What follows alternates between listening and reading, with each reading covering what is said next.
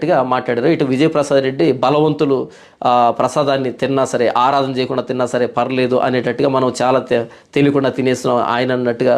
ఇక జేమ్స్ వచ్చేసి అలా కాదు, ప్రసాదం తింటే దేవుడు సహించడు, క్షమించడు అనేటట్టుగా జేమ్స్ చెప్పడం జరిగింది. సరే, నా కంక్లూజన్ ఏంటంటే, అంటే ఈ మొత్తంలో విషయం తెగకుండా ఇక ప్రేక్షకులే నిర్ణయించుకోండి అనేటట్టుగా వదిలిపెట్టారు కదా. నేను చెప్తుంది ఏంటంటే, కొండ బద్దలు కొట్టినట్టుగా చెప్తుంది ఏంటంటే, విగ్రహంలో దయ్యం ఉందా లేదా అన్నది కాదు ఇక్కడ ప్రశ్న.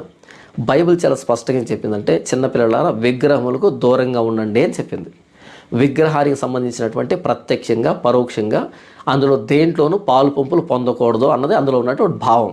ఇక అందులో దయ్యం ఉన్నా, పిశాచున్నా, లేకపోయినా, ఏమున్నా సరే విగ్రహ సంబంధమైనటువంటి కార్యక్రమంలో ప్రత్యక్షంగా కానీ పరోక్షంగా కానీ ఏ క్రైస్తవుడు పాలు పంపులు పొందకూడదు.